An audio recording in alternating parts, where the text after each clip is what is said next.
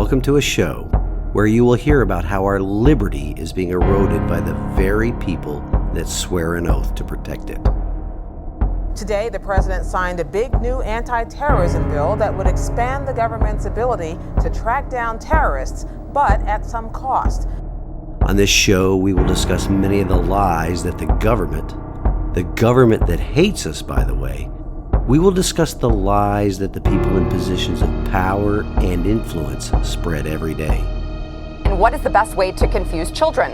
Confuse them about their sexuality, confuse them about their gender, expose them to things that their little brains are not ready for yet. That is how they are confusing children. It is leading to chaos, and Big Daddy government, of course, can be there to pick us all up and take care of us at the end of it. We will also talk about how current elected leadership at all levels of government has been corrupted by power and control, as well as discuss the types of leadership needed to correct our republic's course. We the people. It was time to remember that we the people are the government. Providing assistance for the Ukrainians to defeat the Russians. That's the number one priority for the United States right now. I am your host, Larry Linton, retired U.S. Navy Command Master Chief and prior Tennessee House of Representatives District 12 candidate, and welcome to the Liberty, Leadership, and Lies podcast. Welcome to this week's show, ladies and gentlemen, coming to you from extremely hot and humid south central Oklahoma. My work takes me to the small town of Ardmore, Oklahoma, as well as the surrounding counties for these next 3 weeks. If you remember, I was last in this area working with some of my clients' field teams back in March of this year. There has been some turnover among personnel in these teams, and the client desired a re-engagement with some of these folks. So, that is what I will be doing for this engagement. I tell you all that to prepare you for the difference in sound quality of the podcast once again. I'm staying in a different hotel than I was the last time, but I'm not thinking there is much of a difference in sound quality from hotel to hotel. There's not much I can do about it either, so please bear with me. Before I get too deep into the weeds this week, I must give a shout out to one of the show's listeners. This loyal follower is the first person to send a monetary donation to the podcast since I turned podcast support back on. Let me tell you, it's fans like Jill that help keep me going. Of course, most of you all know that I'm not in this for the money, because if I was, I would have quit a long time ago. There is no money making in this endeavor, and that is not the reason I put these episodes together. Still, it is nice to feel appreciated. Once again, Jill, thank you for the support. Your donation will be put to good use, I assure you. Now let's get on to this week's topic dealing with liberty and how leadership ties in with it. Last week, we briefly touched on leadership power bases when we were discussing lies. I'll list those power bases again for you, but I will go into more detail and tell you what each of them mean as it relates to power bases that a leader operates from. The first is called the legitimate power base. This is the power base that a leader uses to get others to comply purely based on their position. Sometimes it's just called positional power. In John Maxwell's 5 levels of leadership, it is the first level. Mr. Maxwell lists the 5 levels of leadership like this. Level 1 is position. Level 2 is permission, Level 3 is production, Level 4 is people development, and Level 5 is pinnacle leadership. The leadership power bases we will discuss today correlate to Maxwell's 5 levels, but we'll save that for another day. Back to the power base of legitimate power, though.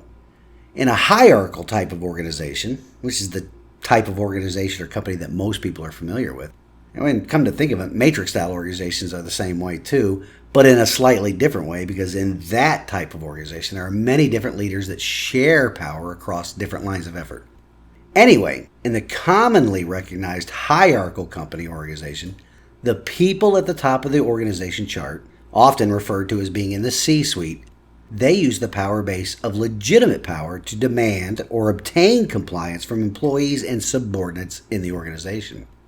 Their compliance is based upon legitimate or positional power of the leader, and most employees comply based upon that power base, but those employees may not do so with a sense of cooperation and commitment. The Marxists and communists all over the world often point to these particular power-based people when trying to stir up class warfare. as well as to bolster their own position within the communist movement. I'm sure you've seen the communist and Marxist arguments as they discuss large corporations' CEO pay as compared to the frontline employees' pay. Bernie Sanders, AOC, Elizabeth Warren, and Biden himself do this. They do so hoping the uneducated masses they appeal to don't actually peek behind the curtain and see that they themselves operate using this power base. While AOC's net worth isn't nearly as much as the other three, that is because she hasn't been at the fleecing the American voter game nearly as long as them. And by the looks of things coming out in the news lately, Joe Biden and the Biden crime family have taken that to an entirely new level. Anyway, they and others within the commie movement really came after Elon Musk and his money when he bought Twitter. Do you remember that? They were making posts about how he could have better used the money he spent to purchase Twitter by providing food to the hungry all over the planet. Funny, I don't hear the same argument about Bill Gates while he is working at depopulating the planet, or even George Soros for that matter. But hey, eventually the commies will eat their own, so I am quite sure Mr. Gates and Mr. Soros will not prove their complete wokeness here in the future, as there is no reaching peak stupidity in that movement.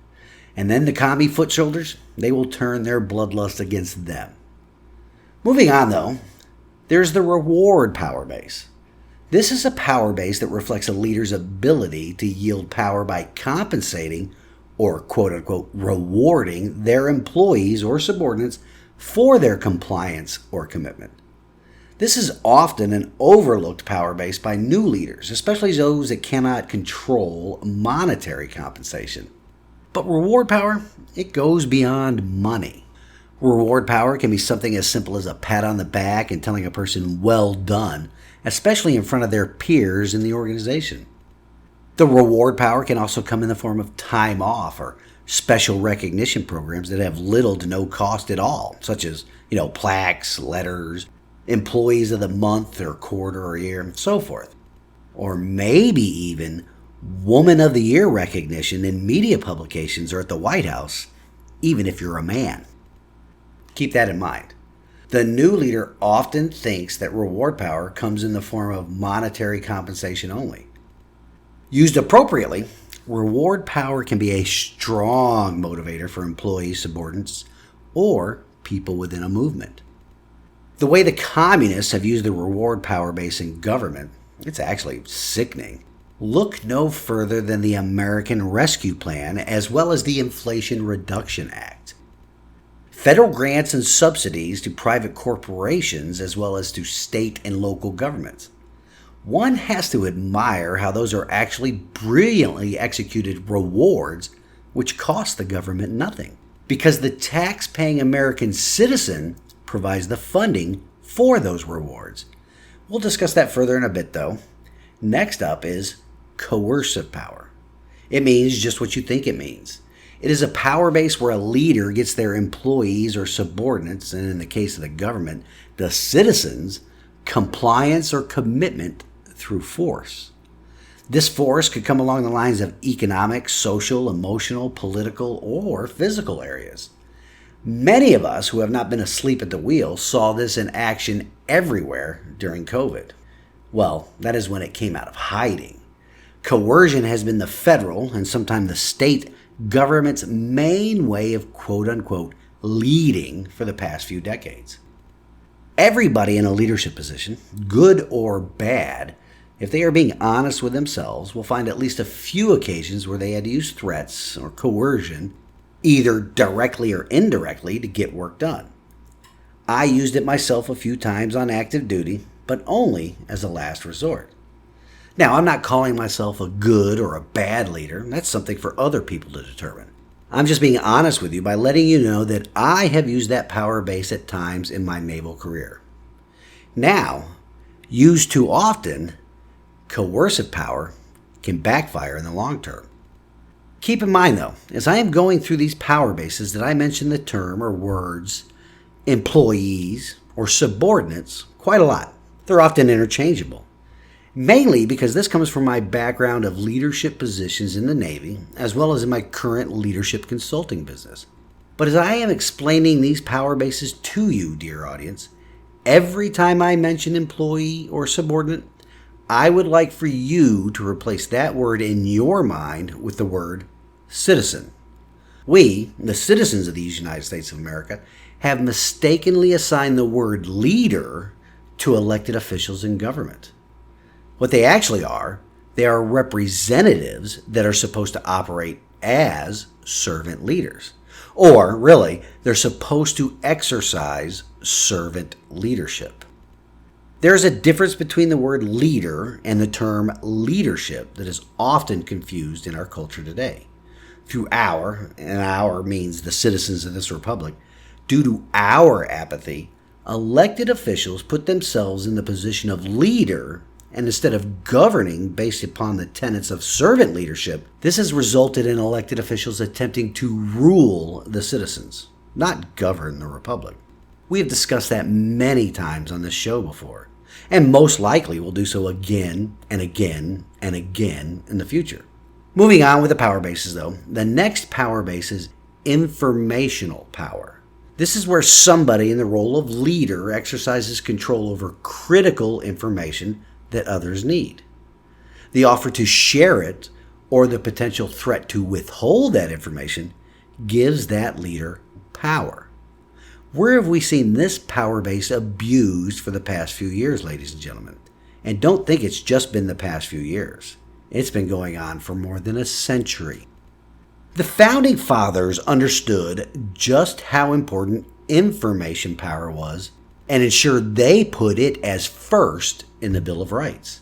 Freedom of speech is supposed to guarantee the government does not control the information, but the people do. How far we have fallen, right?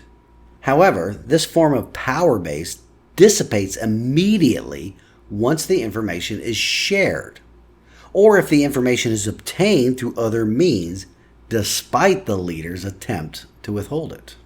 Keep that in mind for a bit later too. Next up is the referent power base. This power base is only possible if a leader has the ability to lead with trust and by example. I want to clear something up though about that by example. A lot of people like to use that phrase, lead by example, and they only think of one side of the coin. No matter what type of a leader a person is, good or bad, they are always leading by example. The question is, are they leading by the right or the good example? If a leader is respected, and more importantly trusted, they are considered to have a high degree of referent power. And the final power base is this, expert power. Expert power relies on a leader's specialized expertise, knowledge, or skill sets. Often, you will find an employee or subordinate that possesses greater knowledge and expertise in a particular division or department of an organization, or has more expertise on a system or component than the employee's supervisor, manager, or even C-suite individual. The employee, or the subordinate, or the citizen, therefore possesses higher expert power when it comes to their particular area of expertise. I encountered that frequently during my time on active duty. As the systems and equipment on ships and submarines advanced during my 30-year career, junior sailors possessed a greater degree of expertise on the newer systems than I did. I also find the same to be true while executing my current contract. The teams I am working with here have much more expertise on the actual equipment than I do. That is why much of my consulting is focused on the human performance soft skills I've developed, which is something almost completely unfamiliar to the teams and their leaders that I am working with. Once this contract is concluded, and it may be years, I can provide some more inside baseball information on the work that I'm doing. Suffice it to say, though, that human performance soft skills transcend industry or even field. Moving back to the power base of expert power, though. While developing subordinates or employees, a leader's expert power base will ideally diminish as they work to advance or enhance their teams. It is in fearing this loss of power that can pose ethical problems, though. It may cause leaders to intentionally choose not to share their knowledge or not work to develop their employees. This may keep the leader's perceived expert power base secure, but over time it weakens the organization's effectiveness, or it weakens the republic's effectiveness. Think about our current system of government education. Why has it moved to the left quite radically during the past few decades? Why is there not a concentrated effort in the area of civics or economic factors? That's just something more to ponder, right? Anyway, the first four power bases we discussed, legitimate, reward, coercive, and information, they are largely positional in nature. They are, more often than not, wholly dependent on the leader's role within the company or organization, or even in government. Referent and expert power bases are much more personal in nature, though.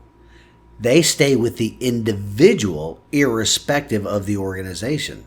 They are easily transferable, meaning they go with the person and do not remain with the position. Expert and referent power bases are also the most effective in building compliance and getting commitment for getting something done within the organization. Thinking back over the history of our country, which president did you think had referent power or expert power? There are other leadership theories out there that will state there are more power bases than the six I just described. I prefer to stick with these six because they're easily understood. If you would like to find out more about them, especially if you're a young leader within your company or organization, I highly recommend you read Leadership in Organizations by Gary Uckel. I found it very useful during my career in the Navy, and it continues to help me in my current vocation. In that book, you'll find that along with those power bases comes an entirely different topic called influence tactics. These are the methods that leaders of all different power bases use to get that compliance or commitment from their subordinates. I will save the influence tactics discussion for another day. What I would like for you all in the audience to get from today is to recognize the power bases I described and how many members of our government are using them. And for the most part, they are not using them for the betterment of our republic. Rather, they are using them to erode our liberty and to place our constitutional republic on a dark path of destruction. When you recognize the power base that is being used by an elected official, you can call them out on exactly what they are doing and why they are doing it. Let's discuss this just a bit further. Government elected officials, acting contrary to the system of self-governance set up by the Founding Fathers, abuse each of the first four power bases. They do this and tell we the people that their actions are necessary in order to govern either the state or the nation. We know that, for the most part, especially if somebody's been elected office for a significant amount of time, that they are really attempting just to rule us, not govern us. And they do that quite simply because they enjoy the perks of money, power, access, and control. One example of this is Tennessee Governor Bill Lee's call for a special session of the General Assembly later this year. Now, every governor has a legitimate power base, right? I mean, they won their election to serve as governor.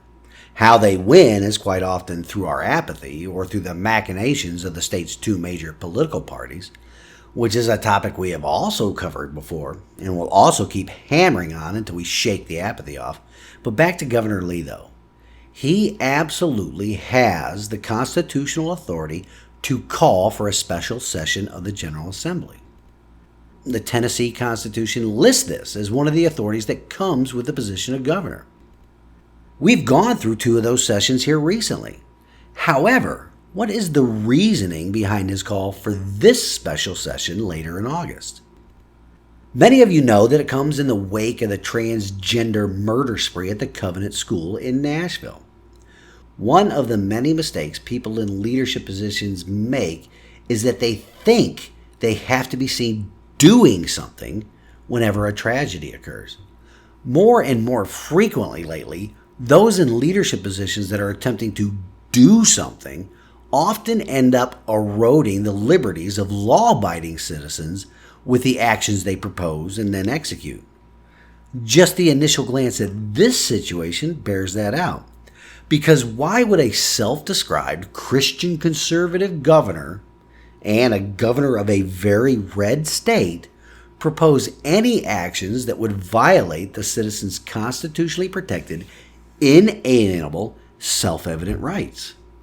Especially given the fact that Governor Lee is in essence a lame duck governor. He can't run for re-election.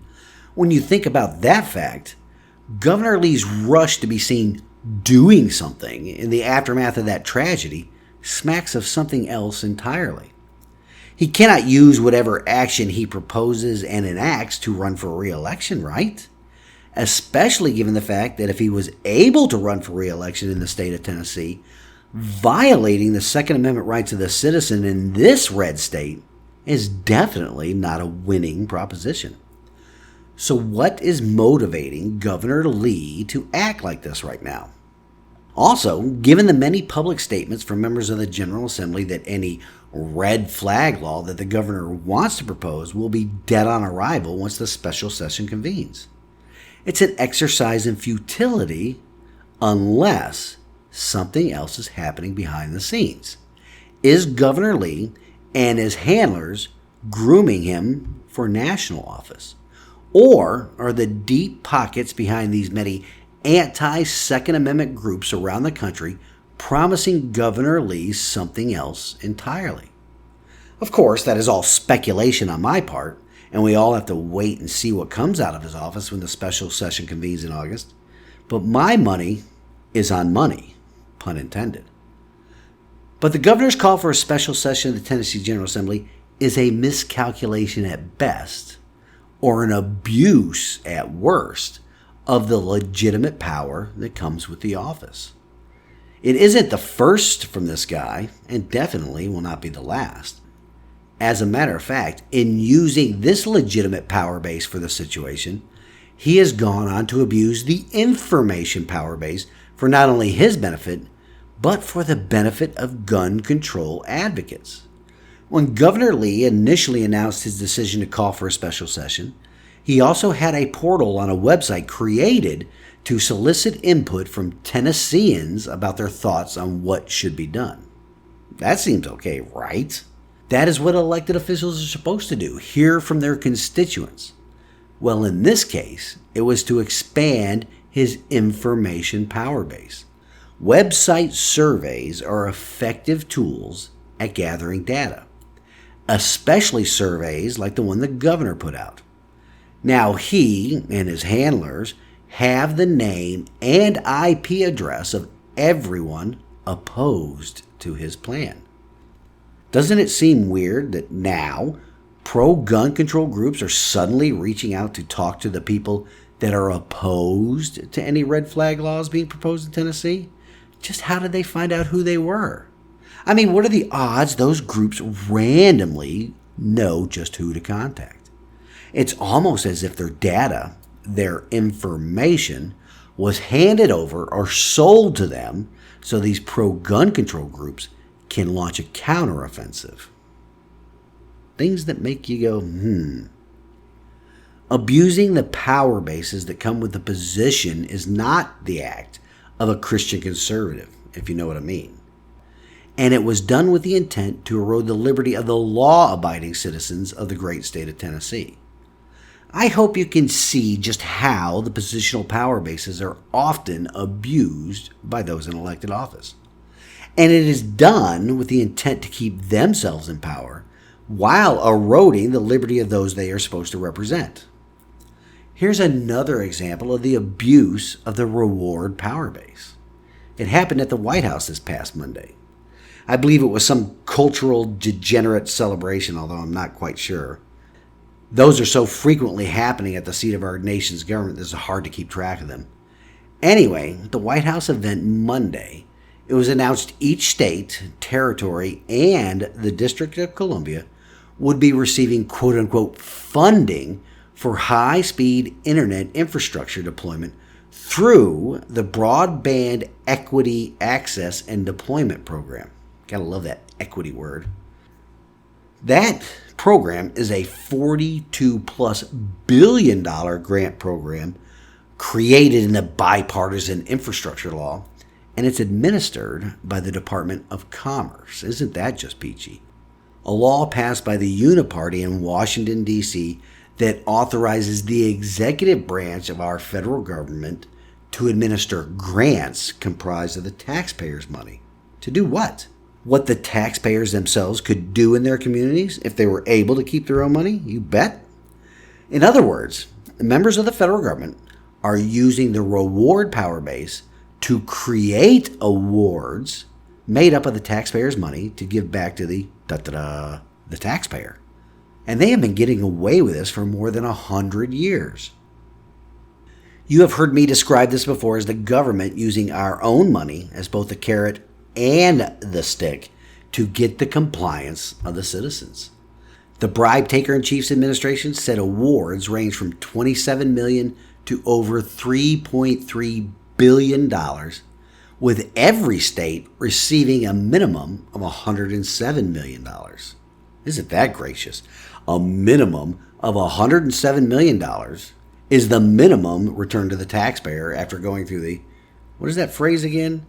Oh yeah, our tax money gets filtered through a multitude of new offices. And those new offices have sent hither swarms of officers to harass our people and eat out their substance. If you don't know where that came from, Google it. Each of those filters along the path from the federal government back to the taxpayer is also the reward power base being abused. Each intermediary is being rewarded with our money. They're taking their cut before we, the people, get to see any benefit. Essentially, our money, our substance, is used to reward the permanent political class and their lackeys and their donors, all to provide a facade of reward to the taxpayer. Even local officials tout these false rewards. My state representative posted this statement on social media recently, quote, "Proud to share that Sevierville has been awarded over $2 million in grant funding from the state's American Rescue Plan Fund for water infrastructure improvements," unquote. Just how long before the citizens see the benefit of any of those infrastructure improvements, ladies and gentlemen? It would be safe to say that the donor class and the corporations and companies, they will see our money in the form of this grant long before we see any improvements. That is how they play the game. Watch and listen to them. It's all right out there in the open. Yet here we sit, idly by, not wanting to get involved, just wanting to be left alone. You know, there's much more to say and more examples to provide that will just not fit into this half-hour slot. But all you have to do is pay attention, ladies and gentlemen. Now that you know the power bases they operate from, you can watch how they use those same power bases to erode our liberty and take our republic down this dark and destructive path. Think Title IX. Think our taxpayer money going to sexualize children in government schools. Anyway, that's it for this week's, folks. In closing, we have this week's wisdom from God's Word, and today it comes to us from Isaiah 5:20. How horrible it will be for those who call evil good and good evil, who turn darkness into light and light into darkness, who turn what is bitter into something sweet and what is sweet into something bitter. Elected officials and their willing allies in the donor class use their information power base and the reward power base to accomplish this. The evidence is all over our news feeds, whether it's articles on the internet, social media, print media, or even television. The sinful path, ladies and gentlemen, is the dark path. For generations, they have been able to control the information we consume. With the new media coming alive and growing every day, it is incumbent upon us to research all the information available, to find the path that isn't sinful, to find the path that isn't dark. Of course, the last dying gasps of tyrannical leaders trying to maintain a grip on their information and reward power bases, it ends up resulting in censorship. And now the tyrants will rely on AI tools to do their work faster. It will take effort to seek out information in the coming months and years, but it is an effort that is well worth it because our liberty depends on it. Once again, thank you all for listening this week, and I pray that you enjoy the rest of your weekend. Please hit the subscribe or follow button on Apple and Spotify podcast and share this with everyone in your contact list. Until next week, stand in the arena with me. Reveille, it's time to wake up.